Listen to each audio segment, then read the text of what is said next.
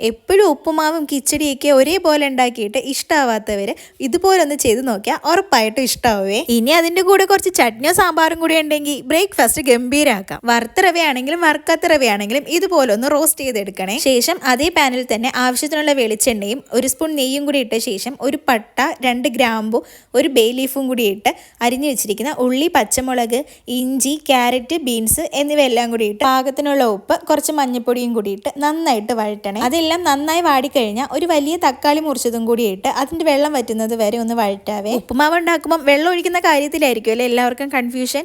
1 cup റവയ്ക്ക് 2 cup വെള്ളം ഒഴിച്ചാൽ മതി. കൺഫ്യൂഷൻ എല്ലാം മാറിക്കിട്ടുവേ. 2 മിനിറ്റ് നേരം കൂടി ഒന്ന് അടച്ചു വെച്ചാൽ ഉപ്പുമാവ് നന്നായിട്ട് സോഫ്റ്റ് ആവുവേ. അവസാനം കുറച്ച് നെയ്യും കൂടി ഒഴിച്ച് നന്നായിട്ട് ഇളക്കിയ ശേഷം ഇതുപോലെ ഒന്ന് കിച്ചടി ഉണ്ടാക്കി കൊടുത്താൽ ഇഷ്ടമല്ലാത്തവരും കൂടി കഴിക്കുവേ. ആദ്യം പറഞ്ഞ പോലെ കൂടാൻ ചട്നിയോ സാമ്പാറും കൂടി ആയിക്കോട്ടെ. ഇഷ്ടമായി സബ്സ്ക്രൈബ് ചെയ്യാനും ലൈക്ക് ചെയ്യാനും ഷെയർ ചെയ്യാനും കമന്റ് ചെയ്യാനും മറക്കരുത്. അപ്പം ഇന്ന് അത്രയുള്ളൂ. Bye bye.